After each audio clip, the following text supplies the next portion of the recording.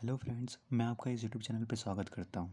Friends, हम पढ़ रहे हैं इडियम एंड फ्रेजेस और आज का जो हमारा पहला इडियम है वो है गेट ऑफ स्कॉट फ्री। इसका मतलब होता है टू स्केप विदाउट पनिशमेंट।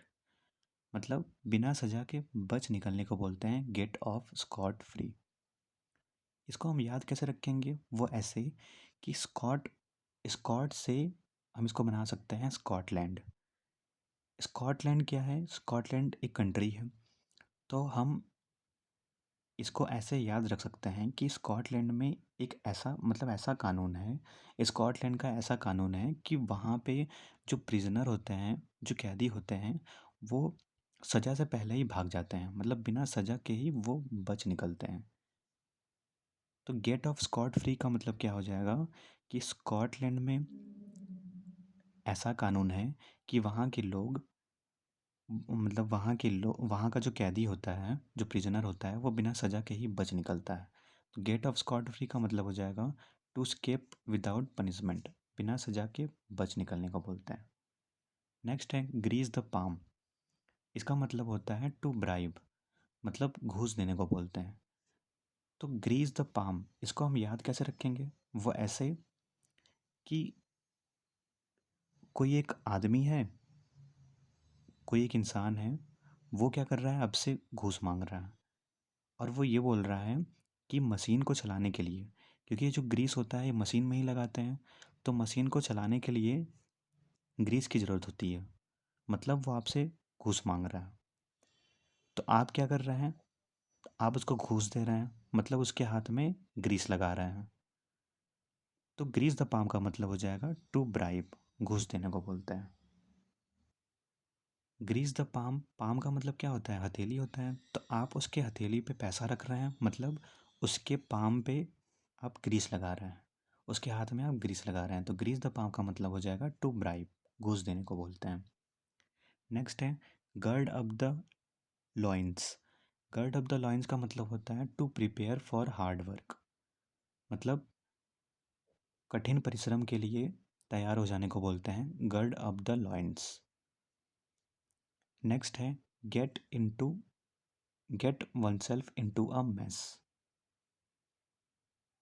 इसका मतलब होता है टू ड्रिफ्ट इनटू ट्रबल, मतलब कठिनाई में पड़ जाने को बोलते हैं gate oneself into a mess।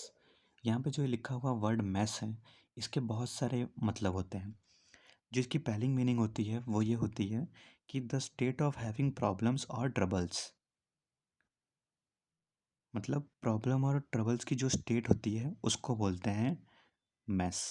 जैसे अगर मैं एग्जांपल कहूँ तो the company is in a final mess. Final mess या फिर financial mess. The company is in a financial mess. तो मतलब जो कंपनी है वो फाइनेंशियल मैस में है, मतलब वित्तीय घाटे में है। दूसरा जो मतलब होता है वो ये होता है कि अ पर्सन और थिंग दैट इज़ डर्टी और अनटाइडी, उसको बोलते हैं मैस। एक ऐसा पर्सन या फिर कोई ऐसी थिंग जो कि डर्टी और अनटाइडी हो। देखो, TIDY, टाइडी का मतलब होता है कि साफ सुथरा, और उसका अपोजिट होता है अनटाइडी, मतलब जो डर्टी हो। अगर मैं एग्जाम्पल की बात करूँ तो the house is a mess, मतलब जो हाउस है वो कैसा है? मैस है, मतलब डर्टी है। और एक जो मैस का तीसरा मतलब होता है वो होता है भोजनालय, मतलब जो भोजनालय होता है जहाँ पे फूड वूड मिलते हैं उसको बोलते हैं मैस। तो get oneself into a mess, इसका मतलब क्या हो जाएगा? मैस का तो मतलब ही होता है ट्रबल या फिर प्रॉब्लम्स की जो स्टेट होती है।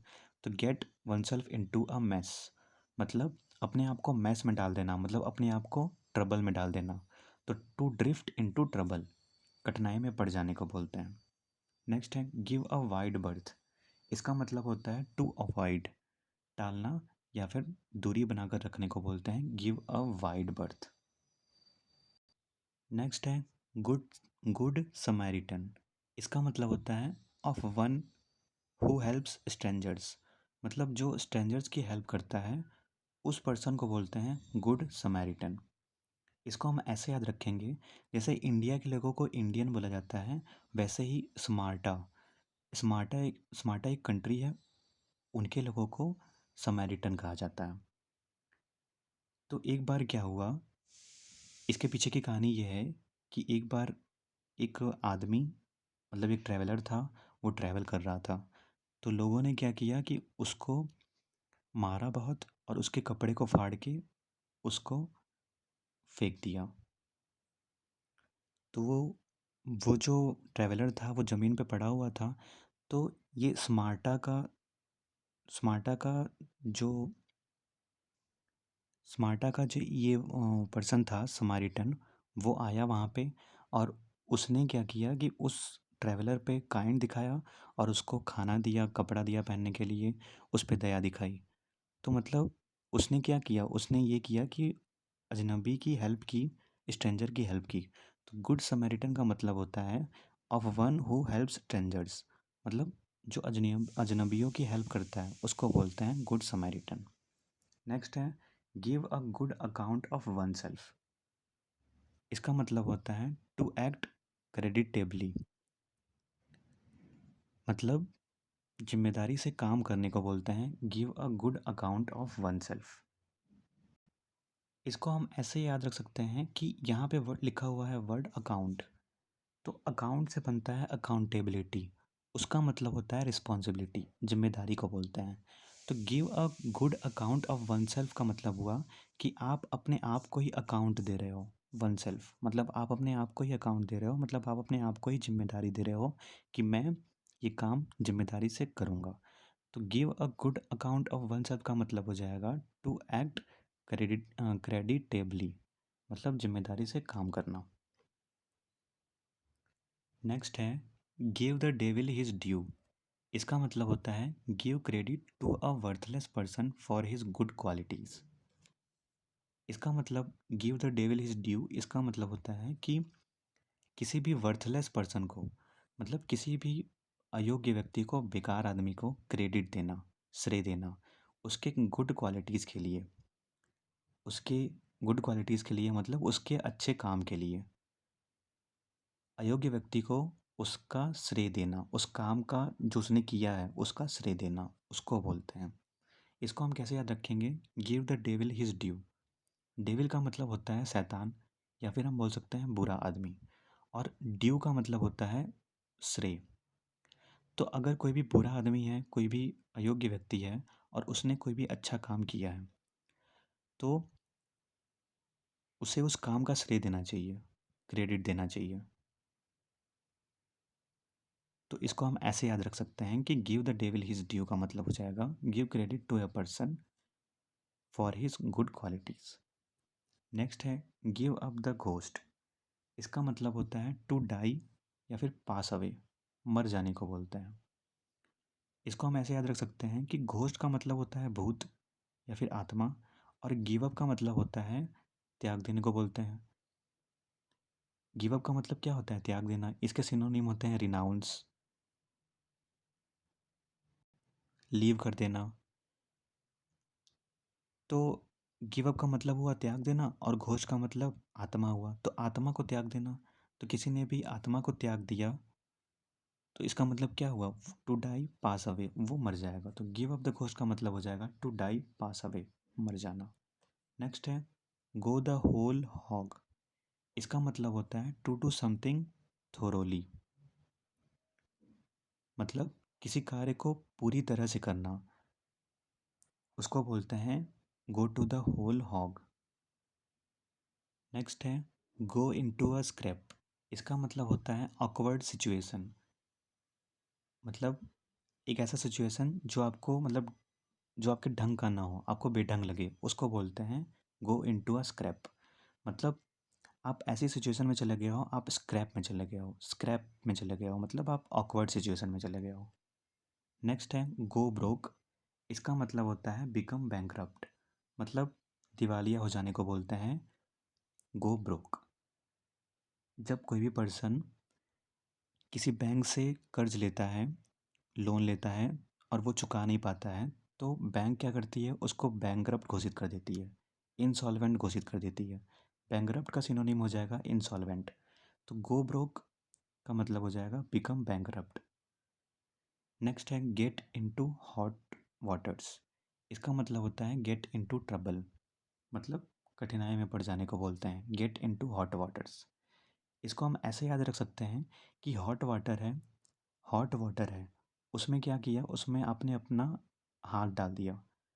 तो अगर आपने हॉट वाटर में अपना हाथ डाल दिया तो आप, जाहिर सी बात है कि आप ट्रबल में पड़ जाएंगे, आप कठिनाई में पड़ जाएंगे और आपको बहुत पेन भी होगा। तो गेट इनटू हॉट वाटर्स का मतलब क्या हो जाएगा, गेट इनटू ट्रबल। नेक्स्ट है गिव करेंसी। इसका मतलब होता है टू मेक पब्लिकली नो, सार्वजनिक रूप से जानकारी देने को बोलते हैं गिव करेंसी। तो गिव करेंसी का मतलब क्या होता है, टू मेक पब्लिकली नो, सार्वजनिक रूप से जानकारी देने को बोलते हैं। नेक्स्ट है ग्रीन हैंड। ग्रीन हैंड का मतलब क्या होता है, एक्सपर्ट, मतलब जो योग्य हो, कुशल हो, एक्सपीरियंस्ड हो, उसको बोलते हैं ग्रीन हैंड। नेक्स्ट है get down to brass tracks. इसका मतलब होता है begin to talk in plain straight forward terms, मतलब साफ साफ शब्दों में कहने को बोलते हैं get down to brass tracks, मतलब begin to talk in plain या फिर स्ट्रेट फॉरवर्ड टर्म्स में बोलना। नेक्स्ट है give one a long rope. इसका मतलब होता है to let someone commit mistakes.